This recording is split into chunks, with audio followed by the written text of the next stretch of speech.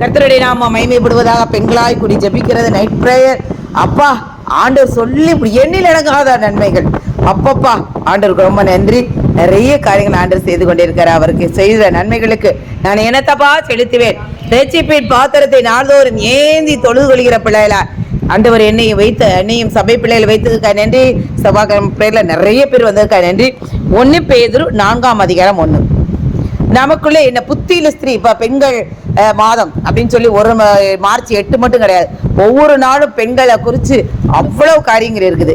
1 பேதுரு 4:1 இப்படி இருக்க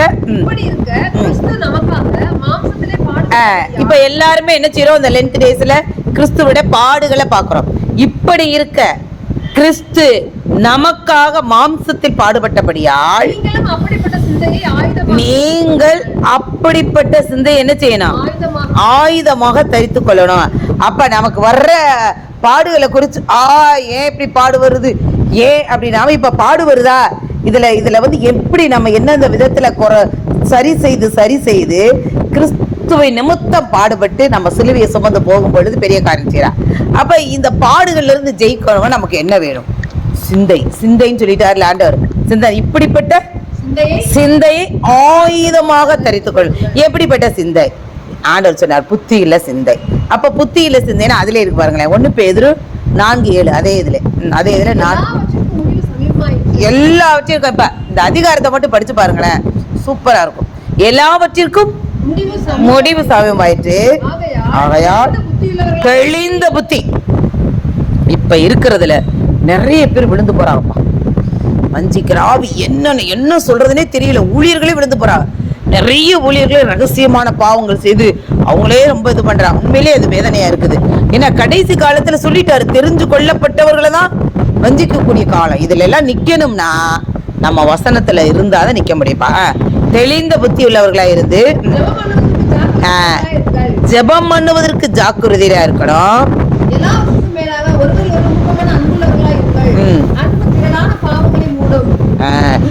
ஜெபம் பண்ணுவதிலே புத்தியில சிந்தை இருக்க வேண்டும். அதை எழுதிக்கோங்கப்பா. எதுல நமக்கு புத்தியில சிந்தை இருக்க வேண்டும், ஜெபம் பண்ணுவதில்ல. அப்ப இப்ப கேட்டாங்க பாரு, தனியா ஜெபிக்கலாமா, உண்டியா ஜெபிச்சா விழுந்து போயிருமா, எப்படிப்பட்டது தனியா நான் ஜெபிச்சா கேட்ட யாரும் வர வேணாப்பா. அப்படி ஜெபிக்கிறவங்களுக்கு தான் ஒண்டியா இருந்தா விழுந்துருவான். இப்ப நீங்களும் பரிசுத்தாவின் இருக்கிறாரு, அடுத்து கணவன் மனைவி 1 மனம், அடுத்து 2 பேர் 3 பேர், நமக்கு 2 பேர் ஜெபிச்சா ஆண்டவர் சொல்லிட்டார், 2 பேர் 3 பேர் என் நாமத்துல ஜெபிச்சா அங்க கூடி வருவேன்னு சொல்லிட்டார். அதனால ஒருத்தர் விழுந்தாலும் ஒருத்தர் என்ன செஞ்சிருவான், எழுப்பி விட்டுருவோம். அதுக்காக தான் நம்ம வந்து அந்த வார்த்தை பிரசங்கில இருக்கிறபடினாலும் சொல்லியிருக்கோம். அப்ப ஜெபம் பண்றதுக்கு என்ன இருக்கணும், ஜாக்கிரதையா புத்தி உள்ளவர்களா இருக்கணும். அடுத்து ரோமர் 12:1 ஆராதனை செய்வதில் புத்தியுள்ள, இந்த பாஸ்டர் இன்னைக்கு அருமையான சொல்ற, புத்தி இல்லாத கலாத்தீர போல என்ன செய்யக்கூடாது, இருக்கக்கூடாது. ரோமர் 12:1 புத்தியுள்ள ஆராதனை. மேகம் போன்ற பிரித்திரளான சாட்சிகள் சொல்லு.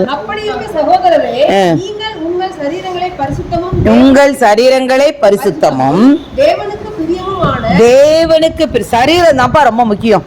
இந்த சரீரம் பரிசுத்தமா தேவனுக்கு பிரியமுமான தேவனுடைய இரக்கங்களை முன்னிட்டு இதுவே புத்தியுள்ள ஆராதனை. நம்ம தேவனுக்கு சுகந்த பலியா நம்ம வந்து எவ்வளவு இது பண்ணா, நான் 1 மணி நேரம் ஜெபிக்கிறேன், 5 மணி நேரம் ஜெபிக்கிறோம், அப்படியே இப்படி ஆச்சு பூச்சுன்னு வாங்க. அங்கிட்டு பார்த்தா கண்ட சகோதர பிரைஸ்லார் சொல்ல முடியாது. சுபாவ அன்புள்ள எரிச்சல், கோபம், வம்பு, வழக்கு, வாக்குவாதம், இதுல ஒரு பிரயோஜனம் இல்லை. நீ வந்து என்ன இருந்தாலும் உன் சரீரத்தை பரிசுத்தமும் பிழையற்றதுமா தேவனுக்கு செய்யக்கூடிய புத்தியுள்ள ஆராதனை தான் தேவனுக்கு விரும்புறாரு. அடுத்து 2 தீமோத்தேயு 1:7 பரிசுத்த ஆவியை குறித்து புத்தியுள்ள சிந்தை இருக்க வேண்டுமா. 2 தீமோத்தேயு 1:7 இப்படி எல்லாம் இருந்தா நீங்க தான்ப்பா புத்தியுள்ள ஸ்திரீ.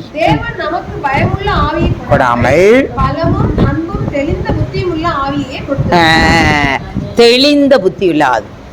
பரிசுத்த ஆவியானவரை வந்து வேண்டிக் கொள்ளணும்னா தேவன் பலம், அன்பும் பலனும் தெளிந்த புத்தியுள்ள ஆவி, அந்த சிந்தை அந்த நமக்குள்ள வச்சிருக்கிறாரு. இப்ப பரிசுத்த ஆவியானவர் உங்களுக்குள்ள வந்துட்டாருனாவே உங்களுக்கு தெளிந்த சிந்தை வந்துடும். அடுத்து அதுல 2 தீமோத்தேயு 3:3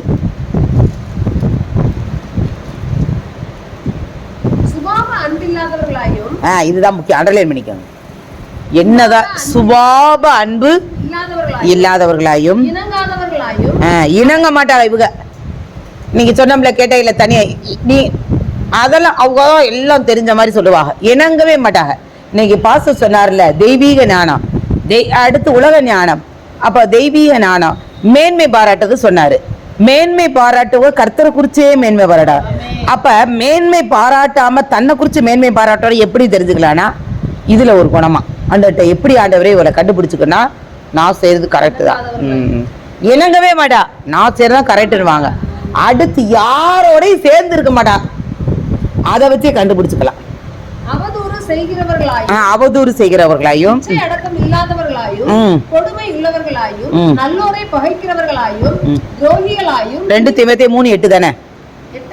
3:8 3:8 எண்ணேயும் யம்பிரேயும் மோசேக்கு எதிர்த்து நின்றது போல இவர்களும் சத்தியத்துக்கு எதிர்த்து நின்றார்கள். சத்தியத்திற்கு எதிர்த்து நின்றார்கள். இவர்கள் துர்புத்தியுள்ள மனுஷர்கள், விசுவாச விஷயத்தில் பரீட்சைக்கு நில்லாதவர்கள். 2 தீமோத்தேயு 3:8. ஆமா ஆமா ஆமா.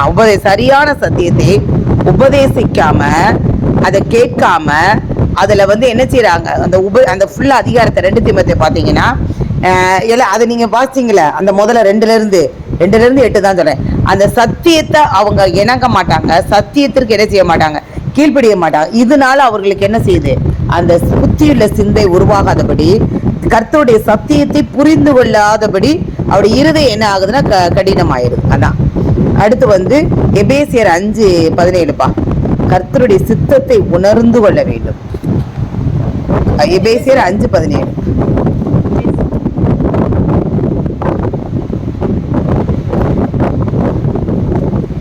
எபேசியர் 5:17. அவ்வளவுதான், உனக்கு ஜெபிச்சு அனுப்பிடு. எபேசியர் 5:17. இன்னொருத்தர் மத்தேயு 19:27. மதியற்றவர்களாயிராமல்